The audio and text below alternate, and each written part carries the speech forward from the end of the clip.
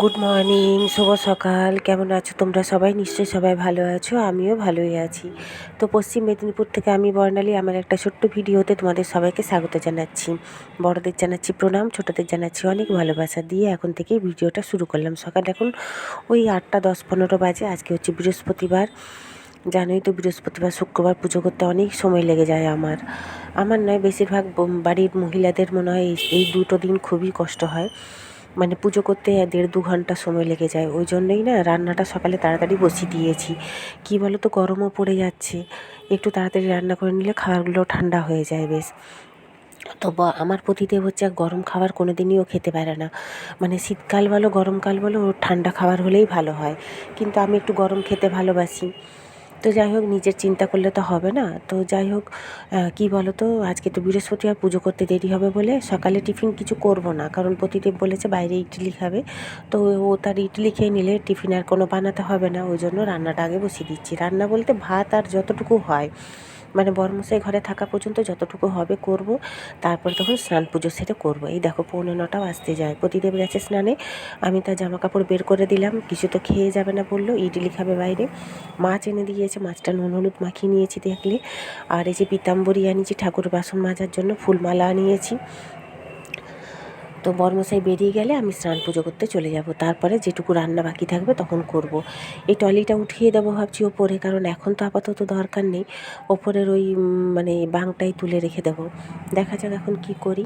তো চলো, আমি এই যে জামা কাপড়গুলো এইগুলো গুছিয়ে নিই, এখন এইটাও পেতে নেব ওই টেবিলটার ওপরে। তো আলু নেব একটু, মাছে আলু দেবো না ভেবেছিলাম, কিন্তু একটু দিতে হবে, নাহলে তরকারিতে আজকে সেরকম কিছু করব না। করব হচ্ছে পালং শাক নিয়েছি, পালং শাকের তরকারি, কুলের টক, কুল আছে, আর হচ্ছে তোমার একটু ভেন্ডি ভাজা। বরমশাই বলেছে ভেন্ডি ভাজা খাবেন। দূরের কাছে যারা যে যেখান থেকেই আমার এই ভিডিওটা দেখছে না, তোমাদের সবার কাছে অনুরোধ রইল, তোমরা একটু লাইক কমেন্ট শেয়ার করে দিও। তোমাদের একটা লাইক একটা কমেন্ট আমার ভীষণই ভালো লাগে। তো যাই হোক, চলো এখন বাইরেটায় যাই, কারণ প্রতিদেব এই মাত্র বেরিয়ে গেল। একটু দেখে আসি, দাঁড়াও। দৌড়ে যেয়ে, কারণ মাছটা উল্টাচ্ছিলাম ওই জন্য যেতে পারিনি, ওই কারণেই। তো মাছ ভাজতে দিয়ে দিয়েছি, ভাতটাও হয়ে এসছে, ভাতটাও পুর দিয়ে দেবো। এটা আমার যার তো যা মিলে দিয়ে গেছে কাপড়টা এখানে। রোদটা এখানে সকাল থেকে ওঠে সূর্য ডোবা পর্যন্ত, জানো তো খুব সুন্দর রোদ লাগে। শীতকালটা ওই জন্য অসুবিধা হয়নি, এখানে ছোটো পিচি কয়েকটা মিলেছে। আজকে আমার কোনো কাঁচা ধোয়া করিনি, আজকে কাঁচা ধোয়া সেরকম নেইও, কালকেও করবো না, সেই পরশু তখন দেখা যাবে। দুটো জবা ফুল হয়েছে, দেখো কি সুন্দর লাগছে। একটু উঁচু তো, ভালো করে ভিডিও করতে পারছি না, কালারটা তোমরা বুঝতে পারছো কি না জানি না।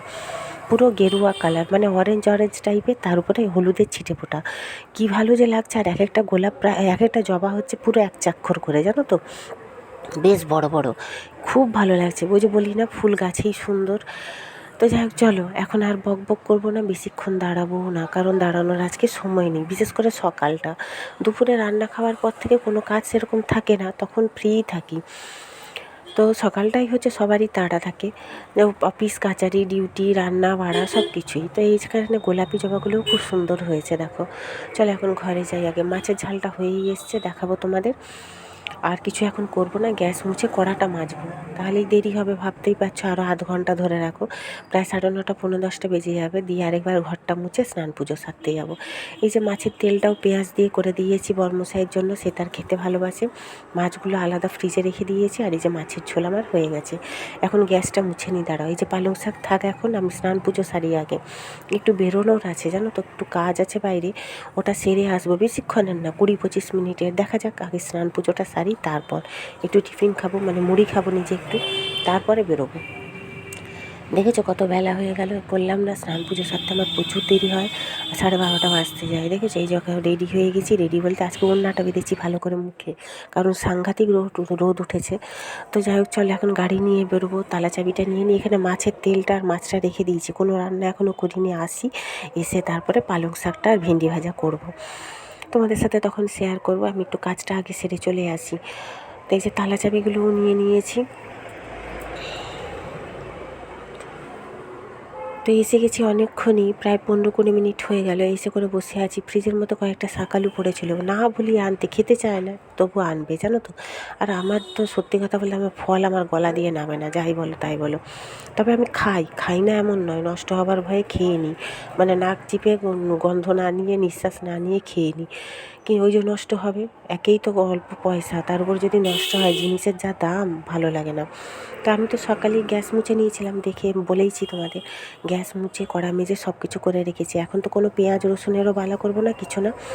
এই দেখো পালং শাকের তরকারিও হয়ে গেছে, ভেন্ডি ভাজাও হয়ে গেছে, বরমশাই আমার এসে গেছে, তাকে খেতে দেবো, কুলের টকও হয়ে এসছে।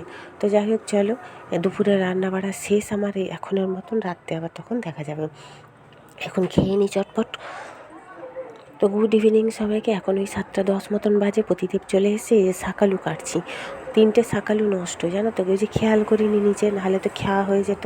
ওই যে বলি না, ফলমূল খেতে আমি একদম ভালোবাসি না, কিন্তু ওই যে তবুও খাই।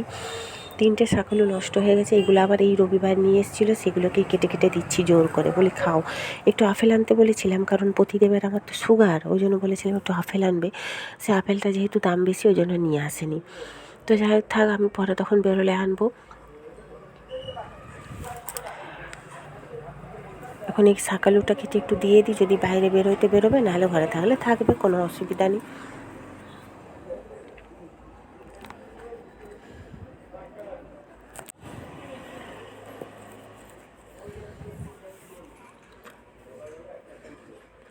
দুদিন ধরে আবার ঠান্ডাটা কাল থেকে হালকা হালকা লাগছে। অবশ্য শীতের জিনিস সমস্ত বেশিরভাগ তোলা হয়ে গেছে, আর আমি বের করবো না।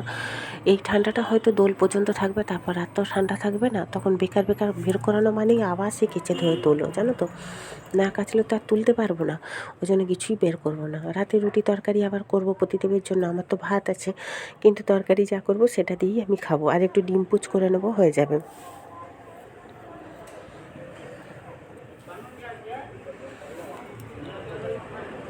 তো দেখো শাড়িটা একটু বাকি ছিল, আমার খেয়ালই নেই। এই দিদিকে ফোন করলাম, দিদি বললো আসছে আধ ঘন্টার পরে।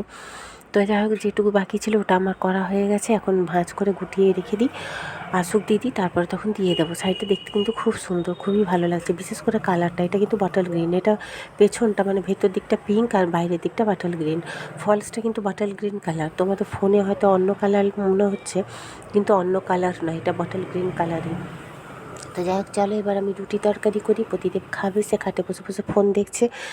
একটু ছোলার ডাল করব ভাবছি, দেখা যাক এখন কি করি।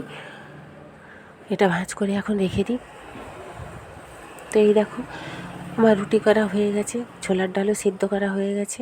এই যে গোটা জিরাটা একটু ভেজে নিচ্ছি শুকনো খালায়, মানে তাওয়াতে রুটি করে তার মধ্যে ভেজে নিচ্ছি, একটু বেশি করেই ভাজছি, একটু গুঁড়ো করে রেখে দেবো। আর ছোলার ডাল দিয়ে, মানে ছোলার ডালটা আগে আদা বাটা আর হচ্ছে টমেটো দিয়ে ছুকবো, দিয়ে লাস্টে জিরে ভাজাটা দিয়ে দেবো। তো টাটা আজকের মতন।